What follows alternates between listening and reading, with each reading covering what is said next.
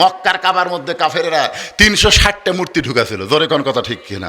আপনারা বলেন তো মক্কার কাবা আর আল্লাহর কাবা এই দুইটার মধ্যে তফাৎ কি? হুজুর জীবনে শুনিনি, আজকে আপনি বলতেছেন। আমাদের আলপনা দরবারের পীর সাহেব যখন মারা গেল তখন একজন ফেসবুকে পোস্ট দিছে, আমার কেবলা কাবা। হুজুর আজকে দুনিয়া থেকে বিদায় নিলেন। কি কাবা? আচ্ছা আপনারা বলেন তো একটা পীর কোনোদিন কাবা হয়? কিন্তু ওই ফেসবুকে পোস্ট দিছে, এই আলপনা দরবার শরীফ পীর ডক্টর আব্দুল মান্নান সাহেব যখন মারা গেল ওই পোস্ট দিছে, আমার কেবলা কাবা দুনিয়া থেকে বিদায় নিল। অনেকে না বুঝে তার বিরুদ্ধে বহু, কেউ বলেছে মুশরিক, কেউ কি বলেছে ঠিক নেই, কিন্তু কাবা তো একটাই। আপনারা বলেন তো প্রথম যেই নামাজের সালাম ফিরে নবী সাহাবীর দিকে মুখ ঘুরেছে এই নামাজ হলো ফজরের নামাজ। জোরে কোন নামাজ? যেই মুখ ঘুরেছে তখন একজন সাহাবী বলতেছে, ইয়া রাসূলুল্লাহ এতক্ষণ আপনি কাবার দিকে মুখ করে নামাজ পড়ালেন, কাবার দিকে মুখ করে নামাজ পড়ালেন, সালাম ফিরানোর সাথে সাথে কাবাকে পিছনে রেখে আপনি যে আমাদের দিকে মুখ ঘুরালেন হুজুর, এখন আপনার কাবা কোন দিকে? রাসূল যখন সাহাবীর দিকে মুখ ঘুরাছে তখন কাবা কোন দিকে? তা আপনি কাবারে পিছনে ফেলে আমাদের দিকে তাকায় থাকলেন, কাবা যে পিছনে পড়লো, সঙ্গে সঙ্গে রাসূল বললেন, সাহাবীরা তোমরা জানবার চাও, এতক্ষণ আমি পাথরের কাবার দিকে মুখ করে নামাজ পড়েছি আর এখন আমি আল্লাহর কাবার দিকে মুখ ঘুরাইছি। জোরে খান সুবহানাল্লাহ। সাহাবীরা বললেন, হুজুর পাথরের কাবার দিকে মুখ ঘুরে নামাজ পড়লেন আর এখন আল্লাহর কাবা মানে কি? আল্লাহ রাসূল বললেন, তাহলে শোনো, একদিন কাবা ঘর থাকবে, বাইতুল মসজিদ নববী থাকবে, বাইতুল মুকাদ্দাস থাকবে, পৃথিবীর কোটি কোটি মসজিদ থাকবে, তারপরে ইসরাফিল সিংহায় ফুৎকার দিবে, কিয়ামত হয়ে যাবে। তোমাদের মতন একজন আল্লাহওয়ালা কাবা যতদিন দুনিয়াতে থাকবে ততদিন কিয়ামত হবে না। জোরে কান সুবহানাল্লাহ। এখন বলেন তো একটা মানুষের দাম বেশি না কাবার দাম বেশি? যদি মানুষ আল্লাহওয়ালা হয়, সব মানুষ না, আল্লাহওয়ালা একজন থাকা অবস্থায় ইসরাফিল সিংহায় ফুৎকার দেবে না, ওই কাবা ঘরও কিয়ামত আটকাবার পারবে না, ওই মসজিদ নববী কিয়ামত আটকাবার পারবে না, ওই বাইতুল মুকাদ্দাস কিয়ামত আটকাবার পারবে না, কিয়ামত আটকাই দেবে একজন আল্লাহর কাবা আল্লাহওয়ালা। জোরে কান সুবহানাল্লাহ। হযরত আলী বললেন, ইয়া রাসূলুল্লাহ আমার পিঠ থেকে যখন তীর টেনে বের করেছে, আমার পিঠ থেকে যখন গোশত ছিলাইছে, তখন আমি আলী কাবার ভিতরে ছিলাম। একটু মনোযোগ দিয়ে শোনেন মুসলমান সাজাব, এরাই মুসলমানের সবচাইতে বড় ক্ষতি করে। আল্লাহ নবীকে বললেন, কোরআনের আয়াত দাও গো নবী। কয়েকদিন হলে একটা কাফের মুসলমান সাজা, কারণ আলীর সামনের দিকে যাওয়ার কোনো হিম্মত নাই, সামনের দিকে যেই যায় আলী তাকে জাহান্নামে পাঠায়। ধরে কোন কোথায় পাঠায়? বহু বীর কাফেরের বহু বীর আলীর কাছে কিন্তু গেছিল, কিন্তু তরবারি তো আলী মারা দূরের কথা, ঢাল পর্যন্ত আসা পারেন। ঢালও যে তরবারি মারবি তার আগে আলী ফেচাং করে বেড়ে দেয়, কোন দিক থেকে মারে ওই দুই টুকরা। তো কাফেরদের কোনো সেনাপতি, কোনো বীর আলীর সামনে যখন যাবার পারে না, সমস্ত কাফেররা মিলে মিটিং করলো গভীর রাত্রে যে আলী যদি শেষ না করা যায় ইসলামকে শেষ করা যাবে না। আল আলী আসাদুল্লাহিল গালিব, আলী হচ্ছে আল্লাহর সিংহ। জোরে কোন সুবহানাল্লাহ। তখন কাফের যুবকরা বলতেছে লাভ নাই তো, কারণ যাই সামনে যায় সাথে সাথেই। তখন বলে সামনের দিক থেকে হবে না, পিছন দিক থেকে মারা লাগবে। তো পিছন দিক থেকে কেমনি মারবেন? বলে আমাদের মধ্যে একজনকে মুসলমান সাজা লাগবে, কিছুদিন হলে মুসলমান সাজা, নামাজ পড়া লাগবে, রোজা করা লাগবে, জিকির করা লাগবে, দ্বিতীয় কাতার থেকে সামনে কাতার যাওয়া লাগবে। এমন মুসলমান আতর টাতল্লি একের সেই মুসলমান জিহাদের ময়দানে ওই হযরত আলীর পিছনে মুসলমান হয়ে, যেই মাত্র হযরত আলী জিহাদের ময়দানে আল্লাহর জন্য যুদ্ধ করতেছে, এমন সময় ওই মুনাফিক পিছন দিক থেকে বিষাক্ত তীর মারছে। নবীকে আল্লাহ বলেন, হাবিব কোন মুসলমান কোন সাহাবীকে আপনি সন্দেহ করবেন না, যেই বেটা হযরত আলীর পিছন দিকে বিষাক্ত তীর মারছে ও হলো মুসলমান সাজা একটা মুনাফিক। আল্লাহ নবী বললেন, আমার আলীকে তোমরা কষ্ট দিও না। আমি বলতেছি নামাজ পড়লে হবে না, নামাজ ধরা লাগবে। ধরে কোন কি করা লাগবে? একটু মনোযোগ দিয়ে শোনেন। আলীকে তোমরা কষ্ট দিও না। সাহাবারা বললেন, হুজুর তাহলে আলীর পিঠ থেকে তীরকে বের করবেন না। আল্লাহর নবী বললেন, আলী যখন নামাজের ভিতরে থাকবে ওই সময় তীর টেনে বের করা লাগবে। এ বাবা একটু মনোযোগ দিয়ে শোনেন রে। আলী যখন নামাজের কোথায় থাকবে? ভিতরে। জোরে বলেন কোথায়? ভিতরে। ভিতরে নামাজের শুরু, নামাজের শেষ, নামাজের মাঝখান আছে না নাই? নামাজের শুরুটা হলো শরীয়ত। নামাজের শুরু কি? নামাজের মাঝখানটা হলো মারেফত, আর নামাজের শেষটা হলো হাকিকত। আচ্ছা আপনারা বলেন তো, আসসালাতু মেরাজুল মুমিনিন, নামাজ হচ্ছে মুমিনদের মেরাজ। এই হাদিসটা যদি আপনি বিশ্বাস করেন, তাহলে নামাজের মধ্যে আল্লাহর সাথে মেরাজ কেমনে হয়? এ আমাকে চটপটানি নামাজ ছটফট করতেছে। ওই বাইরে থাকলে কোনো ছটফট করে না, মসজিদের মধ্যে ঢোকার সাথে সাথে ওর ছটফটের ব্যায়াম শুরু হয়ে গেছে। এরকম কিছু মুসল্লি আছে না নাই? 4 মিনিট পরে আসরের নামাজ হবি, 4 মিনিট পরে আসরের জামাত হবি, ওই 4 মিনিট আগে ঢুকাই কে রে, আমি তো এত আগে ঢুকি না রে, আজকে কি ভুলি করবো রে। এই 4 মিনিটের মধ্যে 5 বার ঘড়ি দেখছে, ওর সাথে যায় আছে, তাকে বলতেছে ভাই আর কয় মিনিট, তো হচ্ছে এখনো 3 মিনিট। ভাই আজ ঘড়ি লড়তেছে না রে, আজ ঘড়ি লড়তেছে না। ওই লোকটাই নামাজ শেষ করে আপনাকে রে চক ঝুপু বাজার নাই, এখানে কি বাজার, অদ্রিকলা বাজারে 4 স্থলে ঘন্টার পর ঘন্টা আড্ডা মারতেছে, একবার ঘড়ি দেখতেছে না। এরকম আছে না নাই? জোরে কোন আছে না নাই? একটু মনোযোগ দিয়ে শুনবেন। আল্লাহ নবী বললেন, আলী যখন নামাজের ভিতরে থাকবে ওই সময় তীর টেনে বের করা লাগবে। আল্লাহ নবী 2 জন সাহাবীকে ডাক দিলেন, একটা হলো জাবের আর একটা হলো হোজাইফা। এই 2 জনকে আল্লাহ নবী বললেন, তোমরা জামাতে নামাজ পড়বা না, তোমাদেরকে আলীর তীর বের করার জন্য সৈনিক হয়ে থাকতে হবে। আল্লাহ নবী নামাজের ইমামতি করলেন। একটু মনোযোগ দিয়ে শোনেন, নবী হলেন ইমাম। নবীর পিছনে যে 2 জন সাহাবী দাঁড়াইলো, একজনের নাম হলো আবু বকর, একজনের নাম হলো ওমর। আল্লাহ রাসূল হযরত আলীর দিকে তাকায় দেখে হযরত আলী আবু বকর আর ওমরের মাঝখানে দাঁড়াইছে। 2 নম্বর কাতারে আলী বরাবর যিনি দাঁড়াইছে তার নাম হলো ওসমান গনি। আল্লাহ রাসূল বললেন, জাবের আর হোজাইফা খুব খেয়াল করবে, আলী যখন নামাজের মাঝখানে থাকবে তখন তোমরা তীর টান মারবে। হযরত আলী যখন নবীর পিছনে নামাজের নিয়ত করলেন, এমন সময় জাবের হোজাইফা তীরের শলাকা ধরে টানে।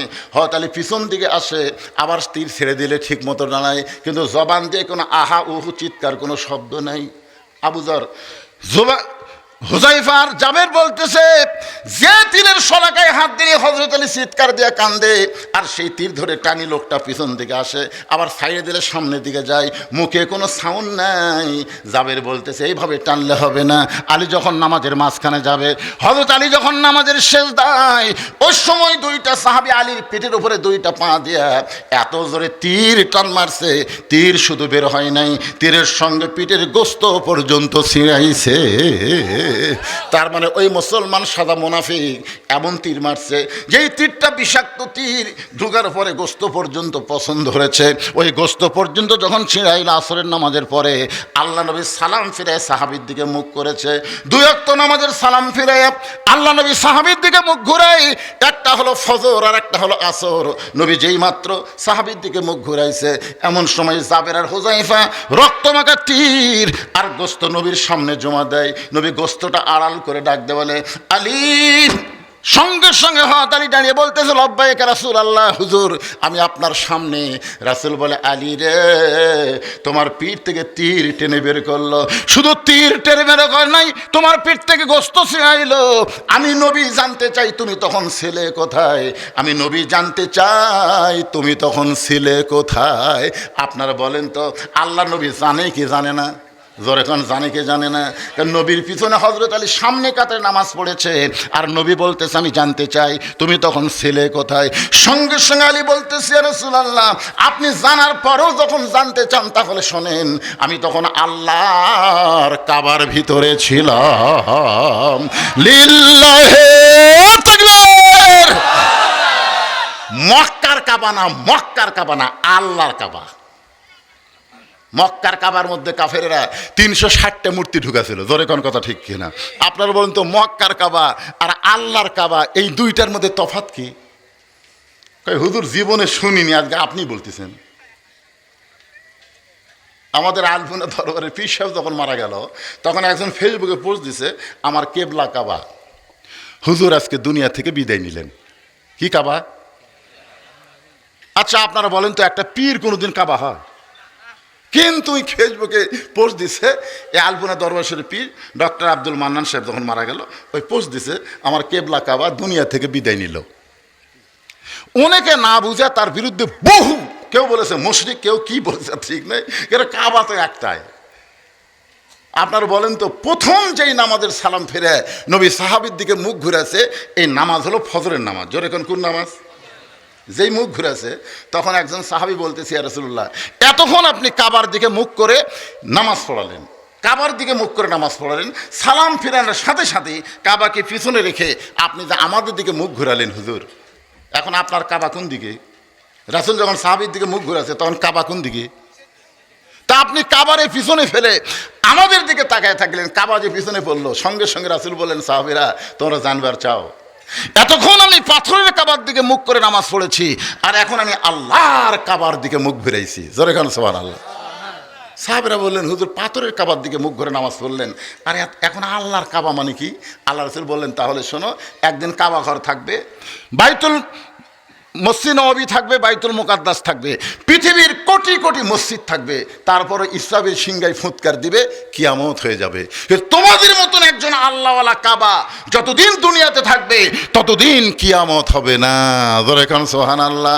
এখন বলেন তো, একটা মানুষের দাম বেশি না কাবার দাম বেশি? যদি মানুষ আল্লাহওয়ালা হয়, সব মানুষ না, আল্লাহওয়ালা একজন থাকা অবস্থায় ইসরাফিল সিংহায় ফুৎকার দেবে না, ওই কাবা ঘরও কিয়ামত আটকাবার পারবে না, ওই মসজিদ নববী কিয়ামত আটকাবার পারবে না, ওই বাইতুল মুকাদ্দাস কিয়ামত আটকাবার পারবে না। কিয়ামত আটকাই দিবে একজন আল্লাহর কাবা, আল্লাহওয়ালা। জোরে কান সুবহানাল্লাহ। হযরত আলী বললেন, ইয়া রাসূলুল্লাহ, আমার পিঠ থেকে যখন তীর টেনে বের করেছে, আমার পিঠ থেকে যখন গোশত ছিলাইছে, তখন আমি আলী কাবার ভিতরে ছিলাম। দুইজন সাহাবী একবারে দাঁড়াইছে, একজনের নাম হলো আবু বকর, আরেকজনের নাম কি? ওমর। দুইজন দাঁড়িয়ে বলতেছে, হুজুর, আলীর পিঠ থেকে তীর বের করা হয়েছে, গোশত ছিনাইছে, এই কারণে আলী দুর্বল হয়ে গেছে, হয়তো আলী ভুল বকতিছে। আপনারা বলেন তো, তুই আমুয়া সাহাবী, এই তুই আমুয়া সাহাবী, আপনারা বলেন, রাসূল যখন হিজরত করে মদিনাত গেছিল, ওই সময় আবু বকর কি আছিল? জানা লাগবে তো। আজকে আমরা বেশি কথা বললে অনেকে মন খারাপ করে। আল্লাহর নবী 23 বছর জিন্দেগিতে হিজরত করে যখন মদিনায় গেলেন, তখন আমাদের নবী শুধু নবী ছিলেন না, নবী ছিলেন মদিনার রাষ্ট্রপতি। জোরে কোন কথা ঠিক কিনা? নবী যখন রাষ্ট্রপতি হলেন, তখন ধর্মমন্ত্রী হলেন আবু বকর, আইনমন্ত্রী হলেন হযরত ওমর, অর্থমন্ত্রী হলেন ওসমান গনি, আর শিক্ষামন্ত্রী হলেন হযরত আলী। জোরে কোন সুবহানাল্লাহ। তাহলে দুইজন মন্ত্রী দাঁড়াইছে, খালি দুইজন সাহাবী না, একটা হলো ধর্মমন্ত্রী, একটা আইনমন্ত্রী। দুইজন মন্ত্রী সাহাবী দাঁড়িয়ে বলে, ইয়া রাসূলুল্লাহ, হযরত আলী অনেকক্ষণ ধরে পিঠের মধ্যে তীর রেখেছিল, সেই তীর টেনে বের করেছে, গোশত ছিঁড়াইছে। আমার মনে হয় হযরত আলী ভুল বকতেছে, দুর্বল হওয়ার কারণে। সঙ্গে সঙ্গে আল্লাহ রাসূল বলেন, ইজলিস, আবু বকর, ওমর, বসো।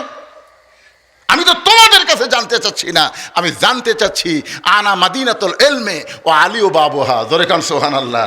আমি হচ্ছে এলেমের শহর, আলী হচ্ছে। আমার মায়েরা হয়তো মনে মনে চিন্তা করতেছে, হুজুর কি উম্মে সালমার ওয়াজ ভুলে গেল নাকি?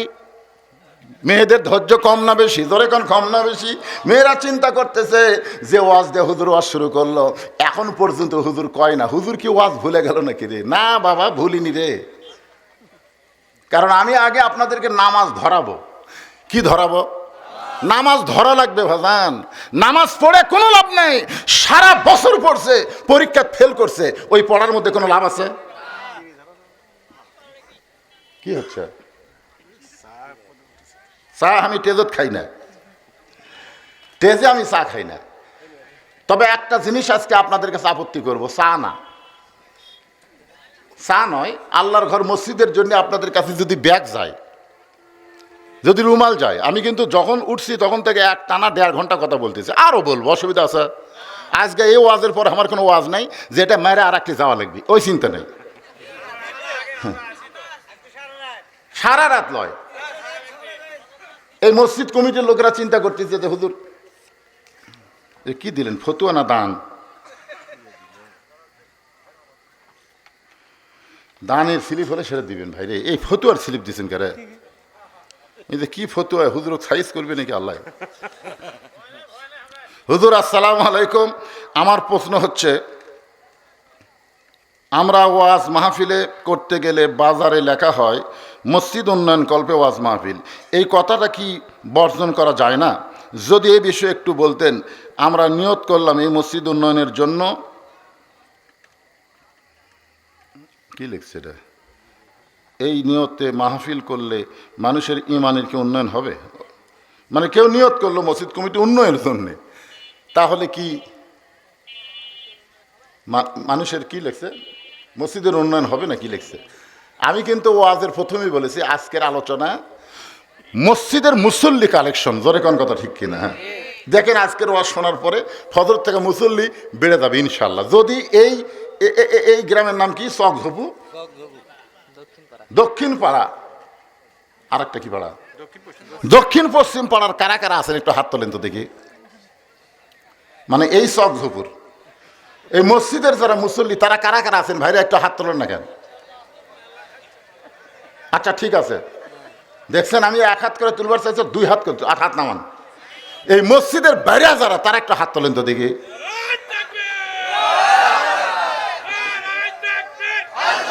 কি কথা,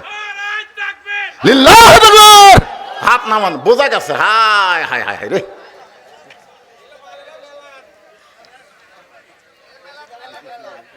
এই জন্যে আমি জানি তো, এই জন্যে আপনারা যারা বাহিরের গ্রাম থেকে আইছেন, আপনাদের গ্রামে মসজিদ আছে না নাই? মসজিদের উন্নয়ন বেশি হয় ওই ওই মসজিদের যারা মুসল্লি তাদের দ্বারা, জোরে কোন কথা ঠিক কিনা? আল্লাহ রাসূল কিন্তু বলেছেন কেউ যদি জান্নাত একটা ঘর চাও তাহলে আল্লাহর একটা ঘর বানাও। মসজিদ কেউ যদি বানায় দেয় আল্লাহ তাকে জান্নাত একটা ঘর বানায় দেয়। তা আপনাদের এই গ্রামের মুসল্লি নাই,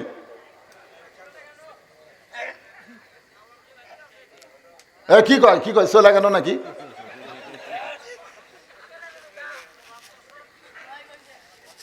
যাক, অসুবিধা কি, সবাই থাকার দরকার নাই তো।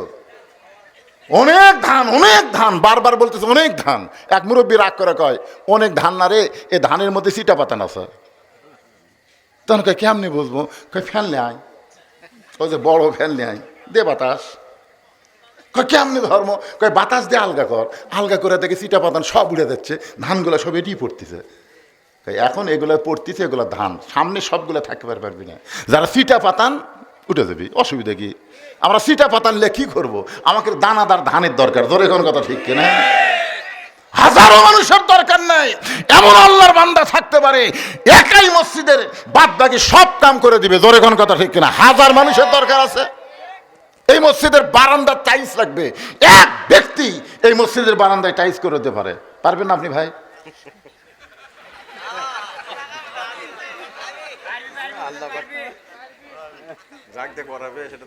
জাগ দিয়ে না, নিয়ত করা লাগবে। আমি যদি সারা জীবনের টাকা কামাই করে মসজিদ মাদ্রাসা এতিমখানা নির্মাণ করি, যেখানে একটা পয়সাও মানুষের দান সদকা লেইনি, সম্পূর্ণ টাকা হলো আপনাকে দেওয়া ওয়াজের টাকা। আমি তো এই টাকাতে বগুড়া শহরে বাসাবাড়ি করে থাকতে পারতাম, ওখানে মসজিদ মাদ্রাসা করার কি দরকার? কারণ আল্লাহ আমাকে জানাইলো বক্তা তুই ওয়াজ দিয়ে জান্নাত পাবি তার কোনো গ্যারান্টি নাই, তোর 3 মেয়ে হয়েছে তুই জান্নাত পাবি তার কোনো গ্যারান্টি নাই, তুই হজ করেছিস তারপরে জান্নাত পাবি তোর কোনো গ্যারান্টি নাই, তুই বাপ মার খেদমত করেছিস, বাপ মা নাই মসজিদ মাদ্রাসা করছিস, তুই জান্নাত পাবি তার কোনো গ্যারান্টি নাই। হতে পারে কঠিন মুসিবতের সময় যারা কোরআনের হাফেজ হচ্ছে, আলেম হচ্ছে, তাদের ওসিলায় আল্লাহ তোকে জান্নাত দিবার পারে, জোরে কোনো কথা ঠিক কিনা? এখন পর্যন্ত আল্লাহকে আমি কোনোদিন সাহস করে বলতে পারি না যে আল্লাহ মসজিদ বানাচ্ছি, মাদ্রাসা বানাচ্ছি, আমার 3 মেয়ের বাপ, হজ করছি, মাদ্রাসাত পড়ছি, ওয়াজ করি, আল্লাহ তুমি জান্নাত দাও, এখনো কর পারি না। আমি মাঝে মধ্যে আল্লাহ বলি আল্লাহ জান্নাতের বারান্দাত আমাকে একটু জায়গা দিয়ে তো,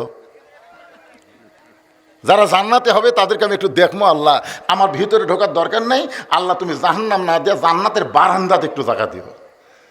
আর যেই ব্যক্তি মসজিদ বানায় দিবে আল্লাহ তাকে নিজস্বভাবে জান্নাতে একটা ঘর বানায় দিবে, জোরে কোন সুবহানাল্লাহ। এই মসজিদ কমিটির কে আছে এখানে? মসজিদ কমিটির সভাপতি কে?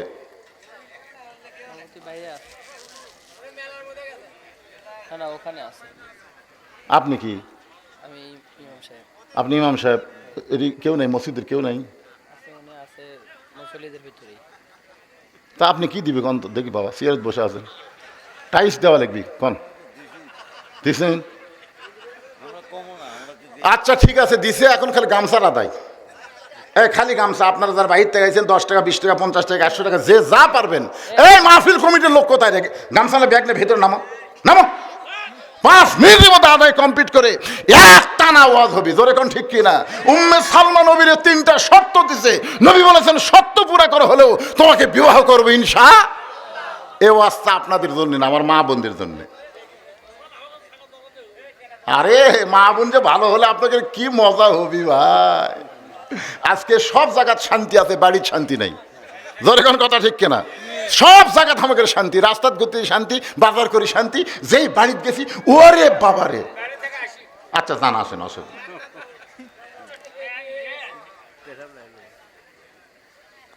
হ্যাঁ ব্যাগলা ঢুকছে, দেন সবাই দেন, 10 টাকা 20 টাকা 50 টাকা 100 টাকা, যে যা পারবেন আল্লাহর রাস্তা আল্লাহর ঘরে দান করবেন। ভাইজান কোনো শরম নাই, মসজিদে দান বাক্স মুখের সামনে দিয়ে যায়, সবাই দিবার পারে না, পকেটে সবার টাকা আছে কিন্তু সবাই পারে না। কেন পারে না জানেন?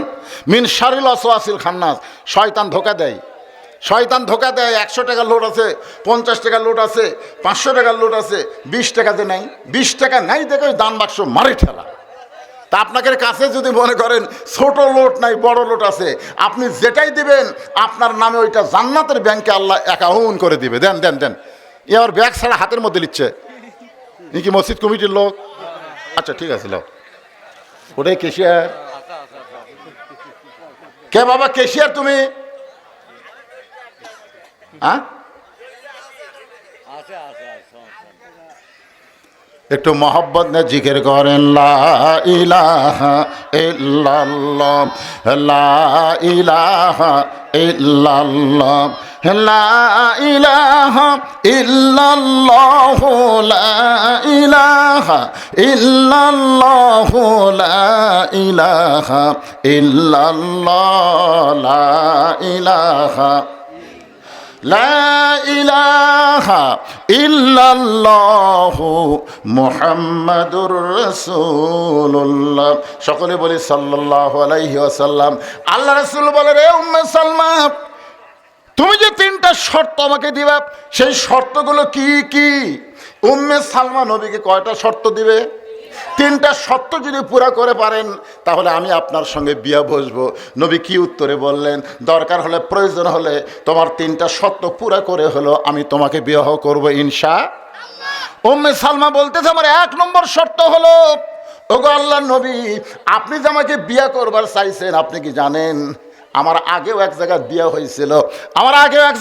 হয়েছিল, সেই স্বামীটা হচ্ছে আপনার সাহাবী আবু সালমা। আমার আগে এক জায়গায় বিয়ে হয়েছিল, আমার যে স্বামী মারা গেছে এই স্বামীর নাম হলো আবু সালমা, আমি হচ্ছে উম্মে সালমা। আপনি আমাকে বিয়ে করবেন। হঠাৎ যদি আপনার সাথে বিয়ে বসার পরে আমার আগের স্বামীর কথা মনে হয়, কারণ আগের স্বামী আর পরের স্বামী এই 2 স্বামীর মধ্যে তফাৎ আছে না নাই? জোরে কোন আছে না? মেয়েরা ভালো বুঝবে, আপনারা বুঝবেন না। আপনি যদি 2 বিয়া করেন তাহলে আপনি বুঝবেন, বিয়া করার পরে বুঝবেন। 1 বিয়া করলে বুঝবেন না তো, 1 বিয়া করলে কোনোদিনও বুঝবেন না।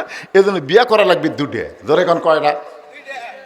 আপনারা হয়তো আমার কথা কেলাকেলি মনে করতেছেন। এই কোরআন শরীফে যেখানে বিবাহের আয়াত আছে সেখানে আল্লাহ 2 দিয়ে শুরু করছে। 2টা করো, মজা পাওয়ার গেলে 2টা করো। 1 বউ কোনো মজা নাই, কারণ 1 বউ রাগ করলে তোমাকে না খেয়ে থাকা লাগবে, আর 2 বউ থাকলে ওই বউ যদি রাগ করে তুমি খালি বলবা আমি ছোট্টার কাছে যাচ্ছি, ওই দৌড়ে এসে পাও ধরে বলবি যাওয়ার দরকার নাই, আপনার কাছে আমার কাছে আপনি থাকেন। আরে হুজুরটা পরে বলতেছি রে ভাই, কোরআনের কথা আগে বলতেছি। আগে হুজুর না আগে কোরআন। হ্যাঁ, কোরআনে আল্লাহ মাসনা বলেছেন 2টা বিয়ে করো, যদি পারো 3টা করো, সোলাসা 3টা করো, যদি আরো পারো 4টা করো। কিন্তু যদি তুমি আমানত রক্ষা করবার না পারো তাহলে 1টা নিয়েই থাকো, কারণ 2 বিয়ে করলে অনেক লোক বড় বউ ভুলে যায়, ছোট বউয়ের কাছে সব দেয়। যেরকম কথা ঠিক, এটা আমানতের খেয়ানত হয়। এখন শোনেন, আল্লাহর নবী যতদিন খাদিজা জীবিত ছিলেন ততদিন নবী দ্বিতীয় কোনো বিয়ে করেন নাই। মা খাদিজা যতদিন দুনিয়াতে জীবিত ছিলেন ততদিন রাসূল দ্বিতীয় কোনো বিয়ে করেন নাই। খাদিজার বয়স যখন 65 বছর, এমন সময় আল্লাহ নবীর বয়স হলো 51 বছর। খাদিজা বলতেছে, ইয়া রাসূলুল্লাহ, আমার সঙ্গে সংসার করতে গিয়া আপনি যৌবন হারিয়ে ফেলবেন, ওগো নবী, আপনি আর একটা বিয়ে করেন। রাসূল বলে, খাদিজা, আপনি যদি শুধু আমার বউ হইতেন তাহলে আমি বিয়ে করতাম, কিন্তু আপনি শুধু আমার বউ না, আপনি হলেন আমার দরদ। সুবহানাল্লাহ কন্যা জ্ঞান। আচ্ছা, খাদিজা নবীর কি দরদ? কারণ প্রত্যেকটা মেয়ের বিয়ে হলে দেখবেন মেয়ের হাত স্বামীর হাতে তুলে দেয় কি দেয় না? আপনাকে এলাকার বিয়ে হলে চাচা হোক, খালু হোক, বাপ হোক, আজ থেকে আমার মেয়েকে বাবা তোমার হাতে তুলে দিলাম। জামাইয়ের হাতে মেয়ের হাত তুলে দেয়। কিন্তু যখন খাদিজার বিয়ে হচ্ছে নবীর সাথে, তখন খাদিজার হাত নবীর হাতে তুলে দেওয়ার কেউ নেই। খাদিজার হাত নবীর হাতে তুলে দেওয়ার কেউ নাই, বরং নবীর চাচা আবু তালেব আল্লাহ নবীর দুইটা হাত খাদিজার হাতে তুলে দিয়ে বললেন, মা আজ থেকে আমার এতিমের দায়িত্ব তোমাকে দিয়ে দিলাম। খাদিজার হাত হলো নিচে আর নবীর হাত হলো উপরে। সঙ্গে সঙ্গে নবীর দিকে খাদিজা তাকায় দেখে নবীর কলিজা সিরা একটা গান আসতেছে, শিশুকালে মইরা গেছে মা, গর্বে থাকতে মরছে পিতা, নবী চোখে দেখলেন না, কে করিবে লালন পালন, কে দিবে সান্ত্বনা, এই দুনিয়ার বড় এতিম নবী ছিলেন একজনা। একটু মনোযোগ দিয়ে শোনেন। কয়টা দিয়ে শুরু? একেবারে আল্লাহর কথার সাথে আপনারা একটাই করেন। আমিও একটাই রে বাবা, একটাই। কিন্তু আল্লাহ যারা কইছে সেটা বুঝবেন না। উম্মে সালমা বলতেছে, আপনার সঙ্গে যখন আমার বিয়ে হবে, আমার 1 নম্বর শর্ত হলো মাঝে মধ্যে আমার আগের স্বামীর কথা মনে হতে পারে। তো আগের স্বামীর কথা, বিয়ের স্বামীর কথা মনে হলে আপনি যেন কষ্ট পায়েন না। কারণ কোনো পুরুষের কাছে কোনো পুরুষের কথা প্রশংসা করলে পুরুষ মানুষ খেপে যায়। আমার বউ যদি আমাকে কয়, আপনি যে কালো বারে কিন্তু আপনার ভাই সেই, আপনার বলেন তো মনে হয় আমার বুকত পাহাড় মানলো। তোর এখন কথা ঠিক, আমি যতই কালো হই আমার সামনে আমার বউ অন্য কারো প্রশংসা করলে আমার কলিজাত আঘাত লাগে। আবার আপনার বউয়ের কাছে যদি আপনি সত্য কথা বলেন, আল্লাহ যদি আমাকে জান্নাত দেয়, জান্নাতে আল্লাহ আমাকে হুর দিবি, খালি কইয়া দেখবেন। কছেন কোনো দিন একদিন কইয়া দেখবেন, ওই আর আপনার কাছে থাকবি না, হুল্লিয়া থাকেন, আমার কি দরকার। প্রত্যেকটা বিবি তার স্বামীকে ভালোবাসে, প্রত্যেকটা স্বামী তার বউকে ভালোবাসে। দরেকার কথা ঠিক কিনা? কেন বাসে? আল্লাহ কোরআনে বলেছেন, হুন্না লিবাসুল্লাকুম ও আনতুম লিবাসুল্লাহুন্না। স্বামী হলো বিবির পোশাক, বিবি হলো স্বামীর পোশাক। আল্লাহ রাসূল বলেন, উম্মে সালমা তুমি আমাকে জানো না, চিনো না, আমার সঙ্গে যখন তোমার বিয়ে হবে তুমি আগের স্বামীর কথা মনে আনতে পারবা না। আপনার বলেন তো, নবীর মহব্বত বিবির ব্যাপারে কম না বেশি?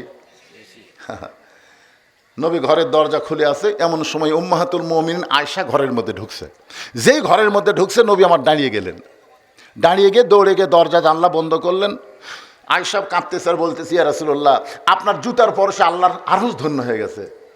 এখন আপনি দরজা জানলা বন্ধ করলেন, যদি আপনার সঙ্গে কোনো বেয়াদবি হয়ে যায়। আল্লাহ রাসূল বলে, আয়েশা একজন নবীর জুতার পরশে আল্লাহর আরশ ধন্য হয়েছে একজন নবীর। আয়েশা বলে, হুজুর আপনি তো সেই নবী।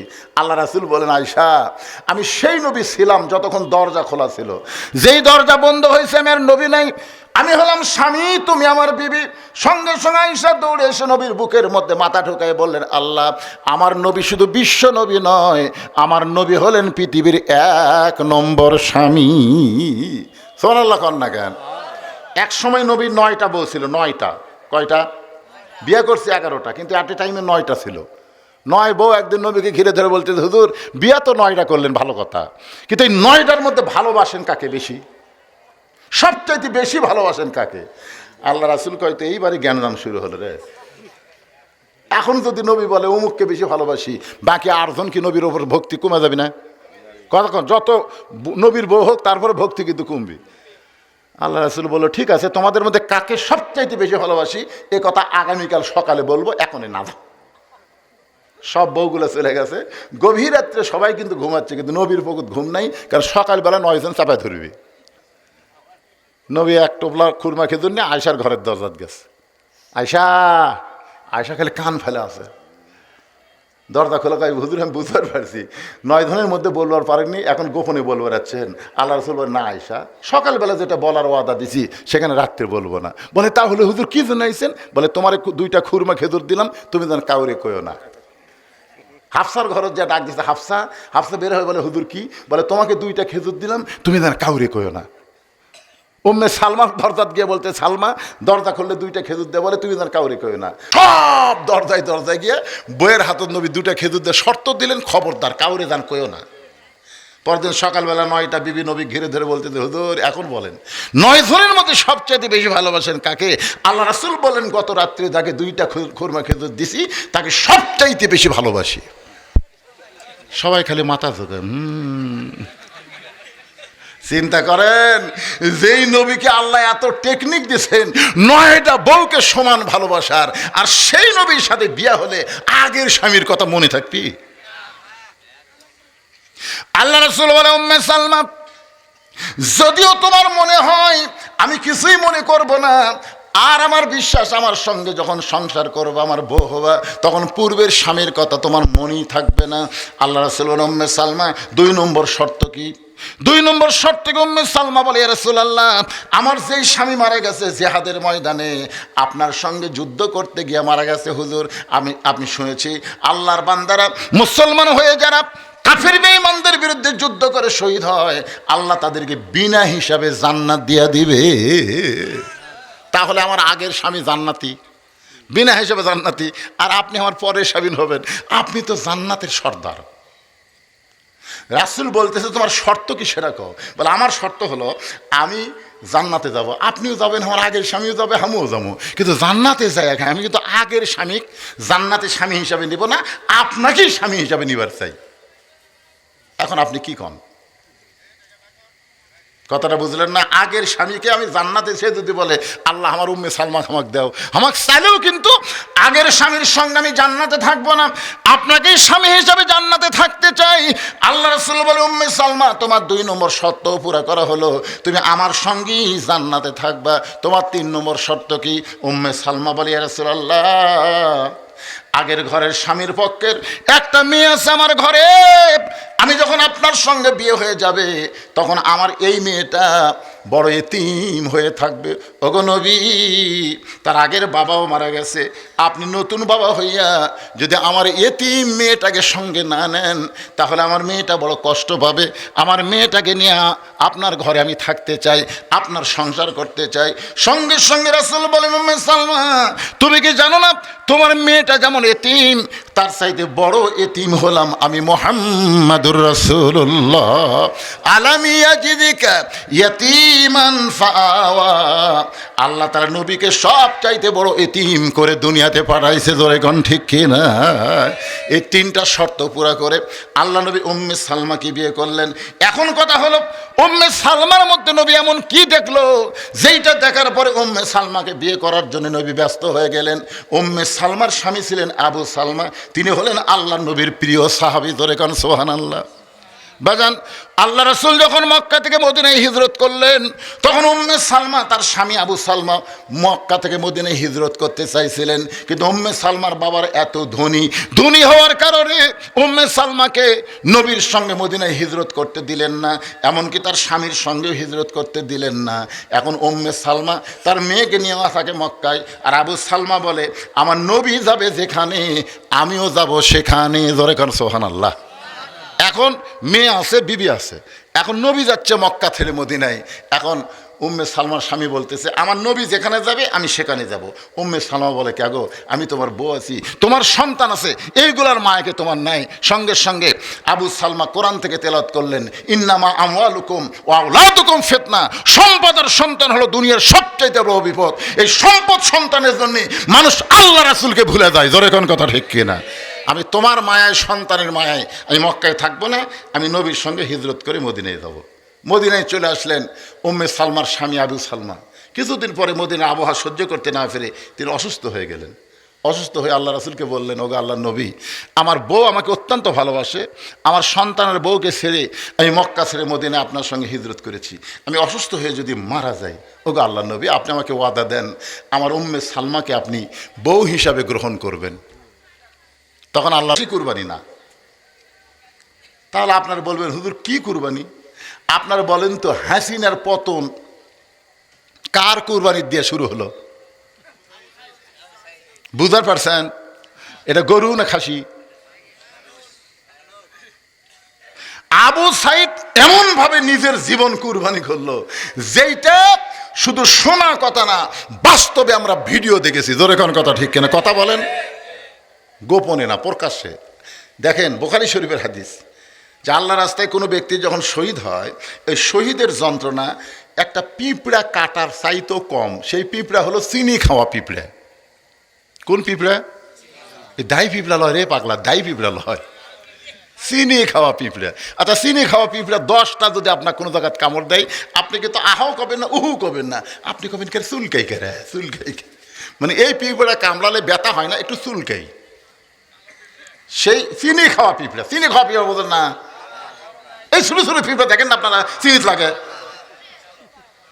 তো চিনি খাওয়া পিঁপড়ার কামড়ের চাইতো কম, যেটা আবু সাইদের সময় আমরা ভিডিওতে দেখছি। আপনার বলেন তো, একটা লোকের বুকত গুলি করতেছে, এই লোকটা কি বলবি? ও মারে বাবারে, বললাম রে, জোরে কোন কথা ঠিক কিনা? এই কথা বলবি না? কিন্তু আবু সাইদকে ও মারে বাবারে কথা দেখছেন, গুলি করতেছে, ওই আরো সামনে যাচ্ছে। তার মানে বোঝা গেল প্রথম গুলি বুঝিনি।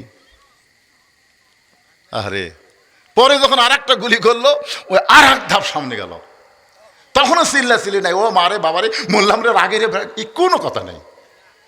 এরপরে যখন আবার সামনে গেল, তৃতীয় গুলি করেছে, তখন দুই বন্ধু এসে আবু সাইদকে ধরলো, ও টোলে মাটিত পড়লো। আস্তে করে বসে গেল না, টোলে মাটিত পড়লো। তাহলে কি বুঝলেন? কি কুরবানি দিল? বাতিলের সঙ্গে আপোষ না করে হকের পক্ষে হাসিনা পতনের জন্য আবু সাইদের কুরবানি হচ্ছে 1 নম্বর কুরবানি। জোরে কোন কথা ঠিক কিনা? যেই কুরবানি ফোরাতের কোলে হোসেন রাদিয়াল্লাহু, নবী যখন বসে আছেন সাহাবীদেরকে নিয়ে, এমন সময় উম্মে ফজল হোসেনকে নিয়ে নবীর কাছে গেছে। খুব খেয়াল করেন, কুরবানির ওয়াজ করতেছি। ইমানের দাবি যদি কুরবানি হয়, সেই দাবি ঘরে বসে থাকা নয়। বুঝতে পারেননি? তখন উম্মে ফজল বলতেছে, বাবা, আল্লাহ তোমাকে আর একটা নাতি দিছে। কিছুদিন আগে একটা হয়েছে, 1.5-2 বছর আগে, তার নাম হলো হাসান। জোরে কোন, তার নাম কি? তো উম্মে ফজল বলতেছে, চাদরের তলে, কালো চাদরের তলে নিয়ে বলতেছে, বাবা, আল্লাহ তোমাকে আর একটা নাতি দিছে। আল্লাহ রাসূল কান্না শুরু করে দিলেন। যেই কাঁদতেছেন, সাহাবীরা চিন্তা করতেছে, আগে এক নাতি হচ্ছে, আবার আর এক নাতি হওয়ার জন্য নবী কি কাঁদতেছে? কিছুক্ষণ পর আল্লাহ নবী দাঁড়িয়ে উম্মে ফজলের কাছ থেকে তার নাতিকে নিলেন। নেওয়ার পরে কালো চাদর টান দিয়ে বললেন, আল্লাহ, এই গোস্তের টুকরাকে তুমি কুরবানি হিসাবে কবুল করে নাও। গোস্তের টুকরা, হোসেনকে বলতেছে, গোস্তের টুকরাকে তুমি কুরবানি হিসেবে কবুল করে নাও। সাহাবীরা বললেন, ইয়া রাসূলুল্লাহ, আপনাকে আল্লাহ তাআলা নাতি দিয়েছে, তাকে আপনি কুরবানি হিসেবে কবুল করে নাও, এ দোয়া কেন করলেন? রাসূল বললেন, তোমরা জানবা না, আমি নিজে বলতেছি, শোনো, একদিন তোমরাও থাকবে না, হয়তো আমি নবীও থাকবো না, সেই দিন এই হোসেন বাতিলের বিরুদ্ধে হকের পক্ষে নিজের জীবনকে আল্লাহ রাস্তায় কুরবানি করবে। এখন আমাদের সামনে কিন্তু একটা কুরবানি আছে, পুরাপুরি আমি করছি না, আধা কথায় আদম বোঝে, সারাত কইলেও গাধা বোঝে না। জোরে কোন কথা ঠিক না? এই কুরবানি আপনাকে করা লাগবে, মানুষের পক্ষে না, আল্লাহর কোরআনের পক্ষে। জোরে কোন কথা ঠিক কিনা ভাইজান? কুরবানি করবেন। এই কুরবানি যদি করতে পারেন, আপনি যদি খারাপ মানুষকে কুরবানি করেন, ওই মানুষ জীবনে যত অন্যায় করবে, অন্যায়ের একটা অংশ আল্লাহ আপনার আমলনামায় দিবে। আর ভালো মানুষকে যদি দেন, আল্লাহ কোরআনে বলেছেন, ইন্নাল্লাহা ইয়ামুরুকুম আন তুআদ্দুল আমানাতি ইলা আহলিহা ওয়া ইযা হাকামতুম বাইনান নাস আন তাহকুমু বিল আদল। জোরে আল্লাহু আকবার। একটা হলো নামাজ, একটা হলো কুরবানি। এই দুইটা আমল যদি করতে পারেন, তাহলে আল্লাহ পান করাবে হাউজে কাউসারের পানি। এখন ফজরের নামাজ আমাদেরকে জামাতের সঙ্গে আদায় করা লাগবে। আল্লাহ সে তৌফিক দান করুক। ভাইজান, আমি খুবই অসুস্থ ছিলাম। আমি যে এখানে এসে 2 ঘন্টা ওয়াজ করতে পারবো, এরকম কোনো চিন্তাই আমার মাথার মধ্যে ছিল না। খুবই অসুস্থ, আপনার দোয়া করবেন। এই বয়সে অনেক মাহফিল সামনে আছে, আল্লাহ যেন সুন্দরভাবে সমস্ত মাহফিলগুলো পাড়ি দেওয়ার তৌফিক দেয়। সকলে বলে আমিন। এই গ্রামের জন্যে, মসজিদের জন্যে, মুসল্লির জন্যে, মুসল্লি কালেকশনের জন্য একটা দোয়া হবে। এই জন্য সবাই একটু দোয়ায় শামিল হবেন। ইস্তেগফার পড়ে, আস্তাগফিরুল্লাহ রব্বি মিন কুল্লি জামবি ওয়া তুবু ইলাই, আস্তাগফিরুল্লাহ রব্বি। এই উঠতেছেন কেন? আরে মাথা যদি না থাকে, হাত পাও ছাগা লাভ আছে? আর দোয়া ও মুখ খলিবা, দোয়া হচ্ছে মাথা। একটা লোক মরে গেছে, সবই আছে ভাইরে, খালি মাথা নাই। হাত আছে, পা আছে, বুক আছে, সব আছে। সবাই কয়, এটা কে রে, এটা কে রে? কারণ মাথা যে নাই। আপনারা এতক্ষণ ওয়াজ শুনলেন, এখন চলে যাচ্ছেন মাথা ছাড়া। দোয়ার কথা শুনলে অনেকে লাভ দেওয়া ওঠে। আপনি জানেন যে এতগুলো মানুষের মধ্যে একটা মানুষ যদি আল্লাহর পছন্দ হয়, সেই মানুষের হাতের সাথে আমাদের হাত থাকার কারণে আল্লাহ কবুল করতে পারে। জোরে কোন ঠিক কিনা? লাভ দেওয়া ওঠেন কেন? অত অধৈর্য হলে চলবে? ইন্নাল্লাহ মা'আস সাবিরিন, ধৈর্যশীলদের সঙ্গে আল্লাহ থাকে। ইস্তিগফার পড়ো, আস্তাগফিরুল্লাহ রব্বি মিন কুল্লি জামবি ওয়া তুবু ইলাইহি লা হাওলা ওয়ালা কুওয়াতা ইল্লা বিল্লাহিল আলিয়্যিল আযীম। আল্লাহুম্মা আমিন। আল্লাহুম্মা আনতাস সালাম ওয়া মিনকাস সালাম তাবারাকতা ইয়া যাল জালালি ওয়াল ইকরাম। আয় আল্লাহ তাআলা, মাগরিবের নামাজের পর থেকে রাত্রি 12টা পর্যন্ত তোমার পাগল বান্দা বান্দিরা আরামের বাড়ি ঘুমকে বাদ দিয়া কোরআন হাদিসের মহব্বত কলিজার মধ্যে নিয়ে এই জান্নাতের বাগানে বসে বসে কোরআন হাদিস আলোচনা শোনার শেষে আমি গুনাহগারের সঙ্গে রহমতের দরজায় ফকির হয়ে দোকানা হাত তুলেছে। মেহেরবানি করে আজকের মাহফিল আমাদের সকলের হেদায়েতের জন্যে, নাজাতের জন্যে, জান্নাতের জন্যে আল্লাহ কবুল করে নাও। এই মাহফিলের শুরু থেকে শেষ পর্যন্ত যত আলোচনা হয়েছে আল্লাহ, এর মধ্যে যদি ত্রুটি হয়, ভুল হয়, মাফ করে দাও। এর যা হাদিয়া মঞ্জুর করো।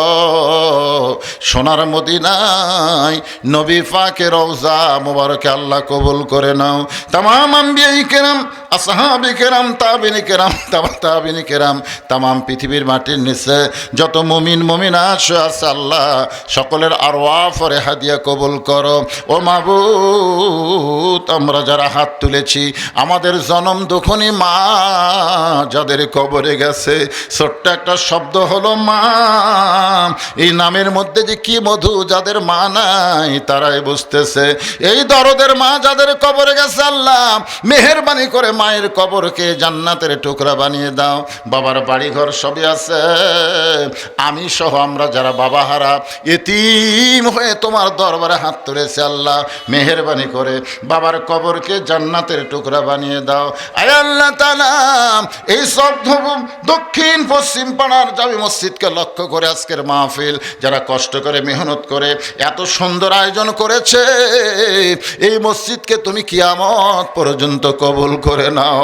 এই মসজিদের মহব্বতে নগদে বাকিতে যারা দান করেছে, মসজিদের জায়গা দিয়ে এত সুন্দর মসজিদ যারা তৈরি করলো আল্লাহ, মসজিদকে ওসিলা করে এই দুই পাড়ার সমস্ত মানুষকে জান্নাতি কবুল করে নাও।